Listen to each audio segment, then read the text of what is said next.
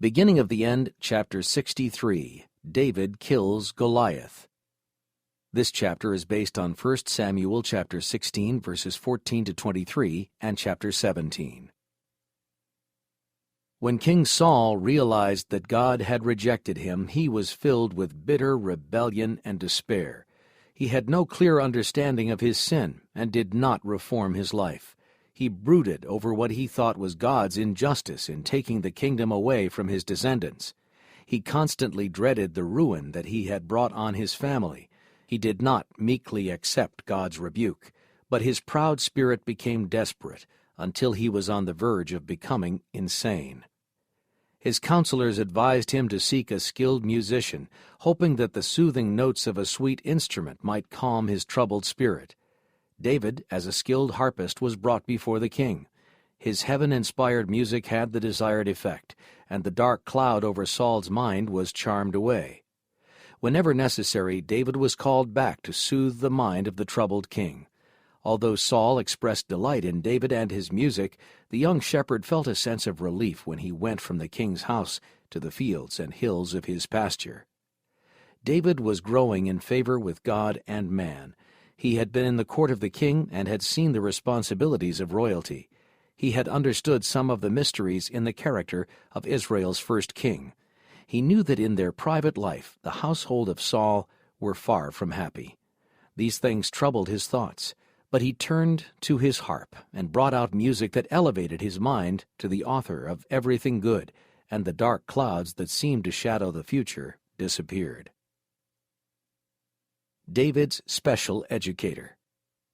As Moses was trained for his work, so the Lord was fitting the son of Jesse to become the guide of his chosen people. Animal predators lurked in the lonely hills and wild ravines where David wandered with his flocks. Frequently lions or bears, fierce with hunger, came to attack the flocks. David was armed only with his sling and shepherd's staff, yet he protected his flock courageously. Describing these encounters later, he said, "When a lion or bear came and took a lamb out of the flock, I went out after it and struck it, and delivered the lamb from its mouth. And when it arose against me, I caught it by its beard, and struck and killed it." His experience developed his courage, fortitude, and faith. When Israel declared war against the Philistines, 3 of Jesse's sons joined the army under Saul, but David stayed at home. After a time, however, he went to visit the camp. His father gave him a message and a gift for his older brothers. But Jesse did not know that the armies of Israel were in danger, and that an angel had directed David to save his people. As David came close to the army, Israel and the Philistines were drawn up in battle lines, army against army. Goliath, the champion of the Philistines, came out and with insulting language defied Israel to provide a man from their ranks who would fight with him. When David learned that the Philistine hurled his defiance at them day after day, without any champion stepping forward to silence the boaster, he was fired up with zeal to preserve the honor of God. The armies of Israel were depressed. They said to each other, "Have you seen this man who has come up? Surely he has come up to defy Israel." Ashamed and indignant, David exclaimed, "Who is this uncircumcised Philistine that he should defy the armies of the living God?" Even as a shepherd, David had revealed daring, courage, and strength rarely seen, and the mysterious visit of Samuel to their father's house had made the brothers suspicious of the real object of his visit. Their jealousy had been aroused. And now Eliab regarded the question that David asked as a rebuke to his own cowardice in making no attempt to silence the giant. The elder brother exclaimed angrily, "Why did you come down here, and with whom have you left those few sheep in the wilderness? I know your pride and the insolence of your heart, for you have come down to see the battle." David's answer was respectful but firm. "What have I done now? Is there not a cause?" David brought before the king. The words of David were repeated to the king, who summoned the youth before him. "Let no man's heart fail because of him. Your servant will go and fight with this Philistine." Saul tried to talk David out of it, but the young man was not to be dissuaded.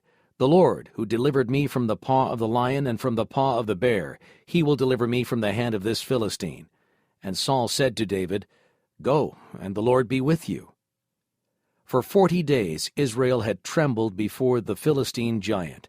On his head was a helmet of bronze. He wore a metal coat that weighed 5,000 shekels, and he had bronze armor on his legs. The coat was made of bronze plates that overlaid one another, like the scales of a fish, and no arrow could possibly penetrate the armor. The giant carried a huge javelin, also of bronze.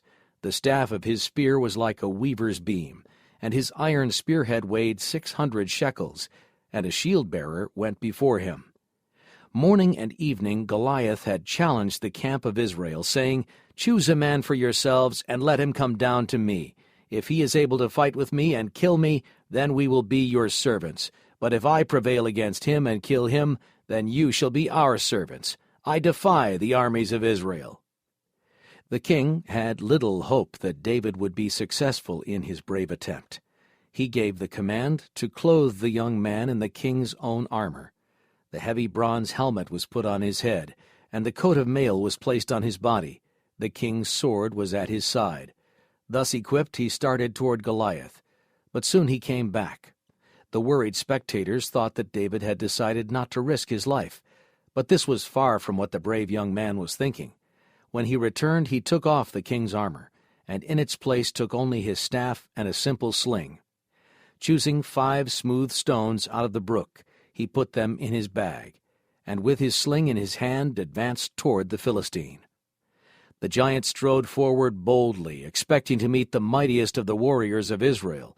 His armor-bearer walked before him as if nothing could resist him. As he came near, he saw a mere youth. David's well-knit body, unprotected by armor, was impressive, yet there was a marked contrast between its youthful outline and the massive proportions of the Philistine. Goliath despises the youthful David. Goliath was filled with amazement and anger. "Am I a dog," he exclaimed, "that you come to me with sticks?" He heaped terrible curses on David, then called scornfully, "Come to me, and I will give your flesh to the birds of the air and to the beasts of the field." David did not weaken. Stepping forward, he said to his antagonist, "You come to me with a sword, with a spear, and with a javelin. But I come to you in the name of the Lord of hosts, the God of the armies of Israel, whom you have defied. This day the Lord will deliver you into my hand, and I will strike and take your head from you. And this day I will give the carcasses of the camp of the Philistines to the birds of the air and the wild beasts of the earth, that all the earth may know that there is a God in Israel. Then all this assembly shall know that the Lord does not save with sword and spear, for the battle is the Lord's, and he will give you into our hands." This speech, given in a clear voice, rang out on the air, and the listening thousands heard it distinctly. In his rage, Goliath pushed up the helmet that protected his forehead and rushed forward. So it was, when the Philistine arose and came and drew near to meet David, that David hurried and ran toward the army to meet the Philistine. Then David put his hand in his bag and took out a stone, and he slung it and struck the Philistine in his forehead, so that the stone sank into his forehead, and he fell on his face to the earth. The two armies had been certain that David would be killed, but when the stone went whizzing through the air straight to the mark, they saw the mighty warrior tremble and reach forth his hands as if struck with blindness. The giant staggered, and like a great oak tree fell to the ground. David did not wait an instant. He jumped on the fallen form of the Philistine and took hold of Goliath's sword with both hands. He lifted it in the air, and the head of the boaster rolled from his body. A shout of joy went up from the camp of Israel. The Philistines were terror-stricken, and the triumphant Hebrews rushed after their fleeing enemies to the gates of Ekron. Then the children of Israel returned from chasing the Philistines, and they plundered their tents.